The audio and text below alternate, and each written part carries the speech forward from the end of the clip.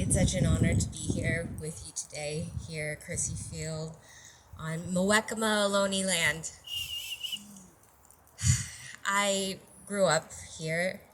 I know what it's like to be from the Bay Area and a California native, in the sense of watching this state go through so many iterations just in my lifetime, in our lifetimes.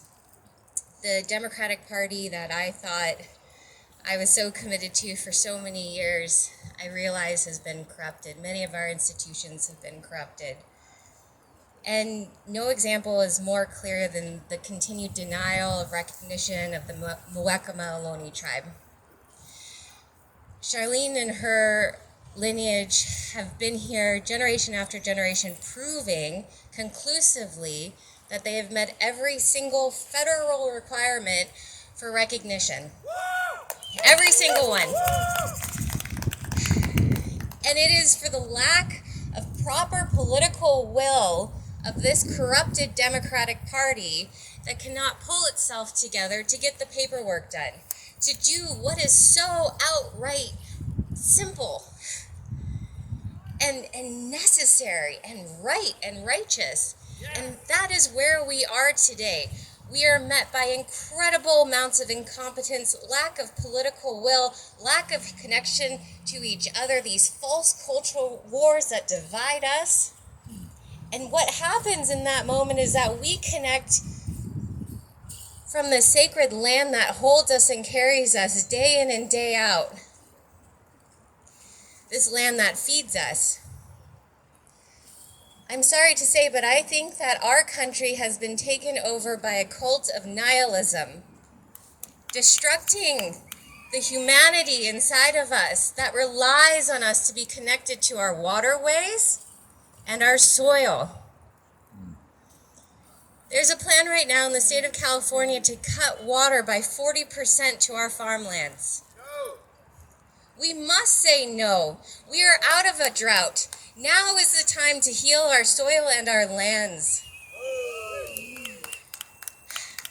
So, I see what Chairwoman Charlene and her family and the Muwekma are doing here today as something symbolic of a changing of the tide. As you ride across this country, the hooves of the Oglala tribe horses connecting you deep into the core essence of this planet,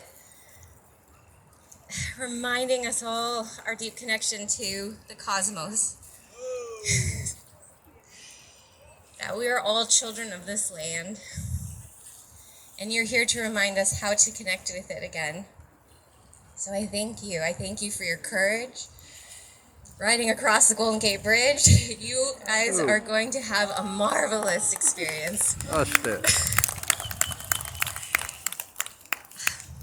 You know, I'm not a politician, but I'm somebody who knows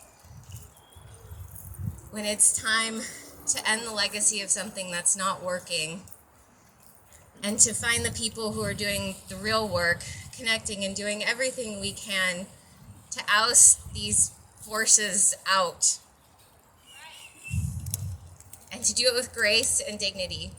And that is what I see here today. Dignified, heartfelt, connected, strong, sovereign beings. And so I wish you an incredible few months ahead. I know it is going to be incredibly powerful. I cannot wait for you to arrive to Pine Ridge. It's going to be so cool watching these tribes connect across the country.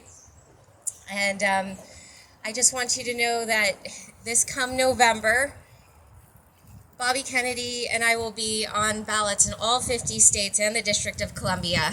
And it will be a historic opportunity for independence, a second independence, the right kind of independence, an independence from the grasp of corruption. And we have hope, and we'll always continue.